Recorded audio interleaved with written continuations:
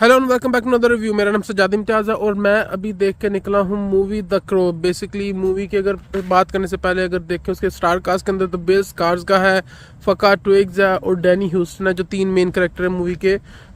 फ़का इसलिए कह रहा हूँ उसके FKA मुझे प्रोनाउंसिएशन नहीं आती। बहरहाल अगर कैरेक्टर्स की बात करें तो एरिक और शैली की कहानी है। और अगर मैं इसको थोड़ा सा और सिंप्लीफाई करूँ तो द क्रो जो है वो है Ghajini ultra pro max. Basically Ghajini के अंदर आपको जिस तरह उन्होंने दिखाया था कि लड़की मर जाती है, उसके बाद जो है गजनी का यानी कि इंतज़ार कर रहा था आमिर खान उसे ढूंढने के लिए ताकि उसका बदला ले सके, और संजय सिंघानिया जो है पागल हो जाता है, उसके बदले के अंदर उसने अपनी बॉडी के ऊपर टैटू कराए होते हैं। तो बस ये सेम स्टोरी है, लेकिन यहाँ पर ये स्टोरी एकदम बेकार है। इन्होंने वही सेम कॉन्सेप्ट लिया, लेकिन अगर मैं बात करूँ, मैं रेफरेंस से बात करूँगा, इवन दो कि ये मूवी एक तरह से रीमेक है द क्रो का जो 1994 में आया था, या फिर उससे पहले जो कॉमिक्स आई थी। तो लेकिन बात सिर्फ इतनी है कि वो मूवीज़ मैंने देखी नहीं है, जो पहली मूवी थी वो भी नहीं देखी और ना ही मैंने कॉमिक देखी है। तो मैं इस मूवी के बारे में बात करूँगा। तो मूवी ये बहुत बुरी तरह फेल होती है आपको इंस्पायर करने में। पहली बात तो ये कि एक नशाइयों के ऊपर मूवी है। मूवी के अंदर दोनों मेन कैरेक्टर्स को इतने इंस्पिरेशनल नहीं है, दोनों नशाई हैं, दोनों रिहैब में मिलते हैं, वहाँ से भागते हैं। एक वीकेंड की कहानी है। वीकेंड के अंदर इतना सच्चा प्यार हो जाता है कि जी उसे ना तो पहले पता है कि लड़की जो है करती क्या है, या फिर लड़की को नहीं पता लड़का ये करता है। हाँ, थोड़ा सा इंट्रोड्यूस कराते हैं कि अच्छा म्यूज़िक बनाना, हमने दोनों को म्यूज़िक का शौक है। एक वीकेंड के अंदर मिलते हैं और इतना इनको सच्चा हो जाता है प्यार के जी वो बंदा लड़की के लिए मरने के लिए भी तैयार हो जाता है। और जबकि लड़की उसे एक ऐसी जगह पे लेके जाती है, एक अपार्टमेंट में लेके जाती है, जो कहती है हाँ मेरे दोस्त का, बड़े कैजुअली उसे कहती है कि जी मेरे दोस्त का अपार्टमेंट है, मैं जब मर्जी यहाँ पे आऊँ, जो उसे कोई मसला नहीं है। फिर वहाँ से जो है उसका अलमारी हटा के पीछे इसने सीक्रेट एक कैबिनेट बनाया हुआ है, तो वहाँ से नशा निकाल के कराती है। तो ये चीज़ जो है आपको बड़ी ओड लगती है कि ठीक है आप नशइयों का दिखा सकते हैं कि अफेक्शन हो सकती है कि ओबियसली नशा करने को मिल रहा है साथ, लेकिन किसी को इतनी अफेक्शन हो जाए किसी के साथ इतना कि जो है अंधा प्यार के जी आप मरने के लिए तैयार हो गए। फिर उन्होंने इसके अंदर वो सीन दिखाया जो कि टाइटैनिक में नहीं हुआ, कि लड़की डूब रही होती है पानी में और ये नीचे जाता है ढूंढने के लिए। तो आई थिंक टाइटैनिक में अगर जो हीरोइन थी वो जैक के पीछे जाती रोज़ तो फिर शायद वो भी बच सकता था, लेकिन उसका मेरे ख्याल से कोई इतना था नहीं कि कहती ठीक है मर गया तो मर गया। यहाँ पर बंदा जाता है पीछे, फिर उसके बाद जो है एक तरह से इंसानों की रूह की दुनिया में जो है फंस जाता है।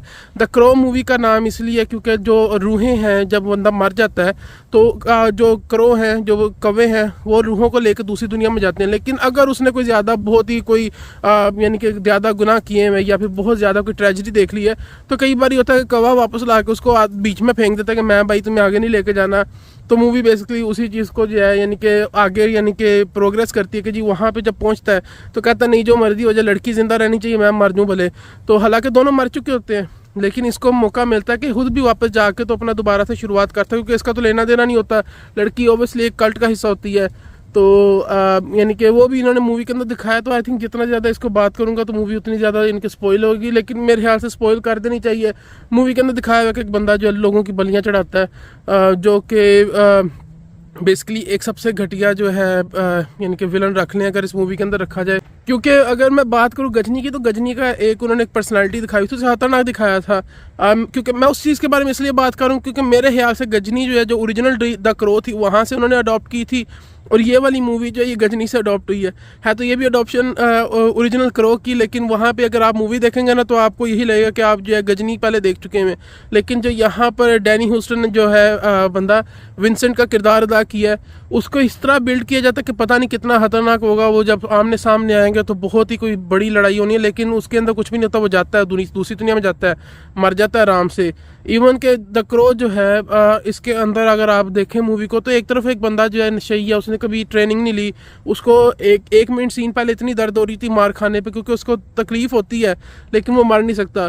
तो ये उसको एक तरह से ताकतें मिलती हैं, मगर फिर एकदम वो इतना खतरनाक कातिल हो जाता है कि वो जो सारों को मारता फिर रहा है, काटता फिर रहा है। और जो है एक तरह से अगर मैं बात करूं कि जॉन विक जो मूवी थी उसको भी एक नेक्स्ट लेवल पे ले गए हैं। तो वो एक छोटे पीरियड ऑफ टाइम के लिए आता है, लेकिन बाद में वही है कि मूवी जो है कन्विंस नहीं कर पाती कि कोई भी सिर्फ एक यानी कि वीकेंड के ऊपर इतना अंधा नहीं हो सकता प्यार में कि बंदे को जब उसके फ्लॉज भी पता लगते हैं। तो इसके अंदर दिखाया जी कि अगर आपको फ्लॉ भी पता लग गए, कि आपको पता है कि लड़की ने खुद भी कत्ल किए हैं, लड़की खुद भी खराब है, तो आप अंधे हो जाओ, अकल के अंधे बन के तो प्यार में पड़ जाओ। तो ये आई थिंक ये थोड़ा सा कॉन्सेप्ट जो है ना आज के टाइम पे नहीं चलता। मे भी पुराने टाइमों पे चलता हो कि जी आप अंधा प्यार करने लग गए, लेकिन अभी जो है हर चीज़ को लॉजिकली बंदे को देखना चाहिए। तो मेरे ख्याल से तो मूवी को अवॉइड किया जा सकता है। मूवी मुझे इतनी अच्छी नहीं लगी, इसको देखने से अच्छा बंदा जाके गजनी दोबारा देख ले। तो यही मेरा रिव्यू है। अगर पसंद आया तो मेक श्योर के वीडियो को लाइक करें, शेयर करें, चैनल को सब्सक्राइब करें, बेल आइकन को दबाएं। और मेरा व्लॉग आ चुका हुआ है सैनिका रॉक के ऊपर, वो जाके देखें। मैं मिलता हूँ आपसे अगली वीडियो में। Until then take care, thank you very much.